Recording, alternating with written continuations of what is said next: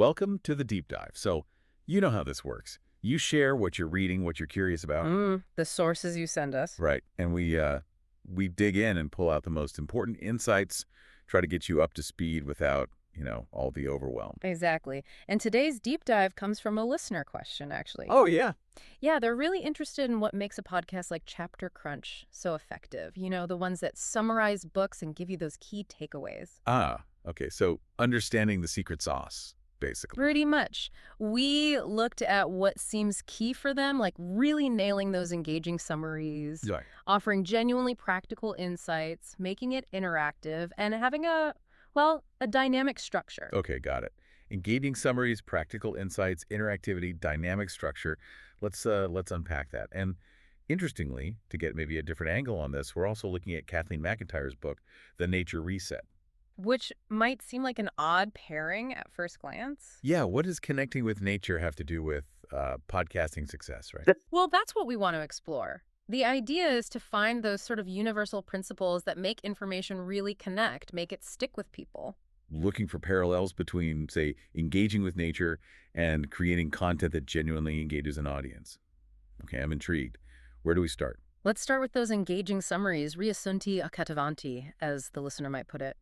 What's really striking in McIntyre's book and in the praise for it, like from Hope Anderson, is this emphasis on doing, not just knowing. Okay. Anderson highlights how the book pushes you to practice the lessons prescribed rather than just assimilate them mentally.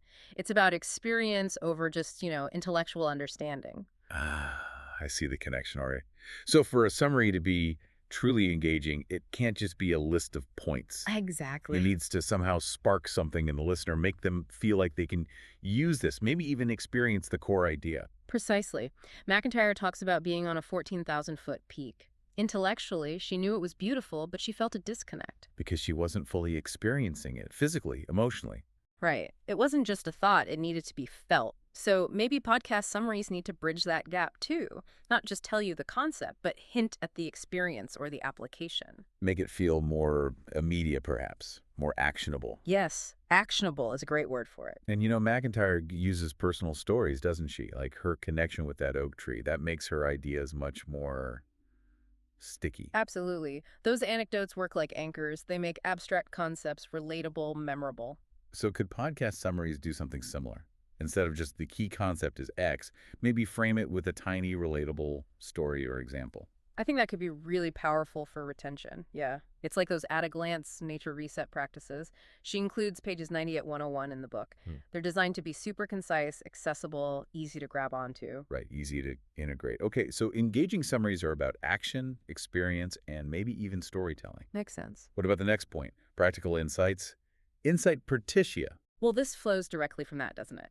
The praise for the nature reset often mentions its practical advice and intelligent practices. It's not just philosophy. It's stuff you can actually do. Exactly. So translating that to a podcast analyzing books, how do you pull out insights that are genuinely practical for the listener? Not just interesting ideas, but things that can actually change how you think or act in your daily life. Yes, taking the core lessons and making them real-world applicable. McIntyre has that concept of a personal nourishment menu, right? As a tool for well-being. It's a practical framework. It helps you make conscious choices about what nurtures you. Could a podcast offer something similar based on a book? Maybe not a menu, but like a clear framework or a simple tool derived from the book's ideas? Definitely. Think about McIntyre's core nature lessons: nourishment, community, rest, cycles of life and death, embodiment, grounding, oneness. These aren't just chapter themes. She presents them as practical ways of understanding and navigating life. So a podcast could extract similar core themes or principles from any book and present them as actionable frameworks for the listener. I think that's a key function, yes, making the wisdom accessible and usable.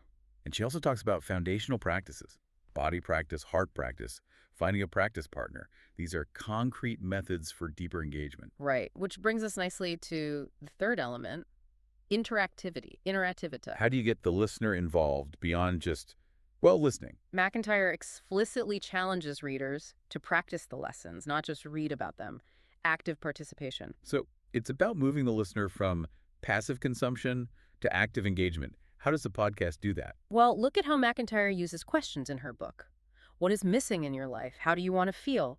Those prompt self-reflection. Okay, so a podcast could build in moments for reflection, maybe pose a direct question to the listener and pause for a beat. Could work. Make you stop and think, how does this apply to me? I like that. And what about that practice partner idea? That's interesting. Yeah, finding someone to share the journey with. Could a podcast encourage something similar? Maybe suggest discussing the key ideas with a friend, or trying out one specific takeaway and sharing experiences, perhaps even back with the podcast community if there is one. That really deepens the engagement, doesn't it? And it links back to what Chapter Crunch apparently does, explicitly asking for feedback and ideas for future deep dives. That direct call out makes you feel like part of it. It builds a connection. It absolutely does. It closes the loop. Okay, which leads us to the fourth point. Dynamic structure, structura dynamica. How the information is organized and presented. Right. McIntyre's book isn't just a stream of consciousness. It has sections, foundations, practices, themed chapters. There's a logic to it. And the structure mentioned for Chapter Crunch: brief intro, key summary, practical insights, quotes, conclusion that sounds quite deliberate too. It does. And it actually mirrors the flow you often see in McIntyre's chapters, doesn't it? Introduce an idea, offer ways to practice or apply it, then pull out the key takeaways. Yeah, there's a rhythm to it. Keeps you moving forward. It prevents things from feeling monotonous or overwhelming. McIntyre also uses things like helpful tips and special notes scattered throughout, right? Little nuggets of extra value. They break up the text and offer focused advice. How could a podcast replicate that?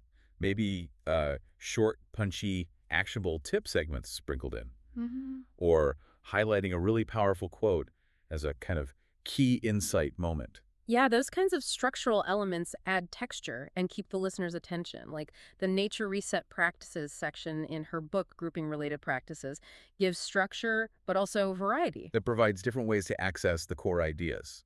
And notice how she emphasizes starting practices with embodiment, the body practice. It's like a foundation. So what's the equivalent foundation for a podcast analyzing a book? Maybe clearly stating the book's central thesis or main argument right up front, grounding the whole discussion. Okay, that makes sense. Provide the anchor first.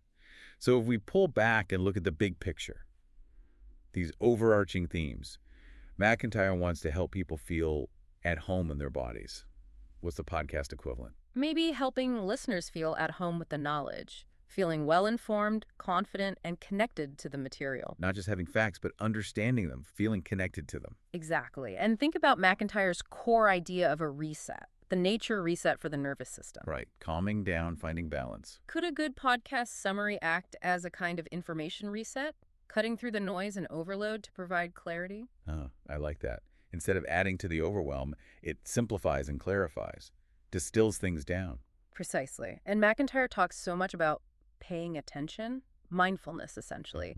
A well-structured, engaging podcast guides your attention, helping you focus on what's truly important in the source material. So it fosters a kind of mindful engagement with information. I think so. And ultimately, it all comes down to connection, doesn't it? Connection with nature, in McIntyre's case. And connection with knowledge, with ideas for the podcast listener. It's fundamental. Yeah, that really ties it all together. Both are about fostering a deeper, more meaningful connection, either with the world outside or the world of ideas. Well put. Okay, so let's try to wrap this deep dive up. We've seen some really interesting links between the Nature Reset and the elements of a successful book-focused podcast like Chapter Crunch. Yeah, focusing on those 4 key areas.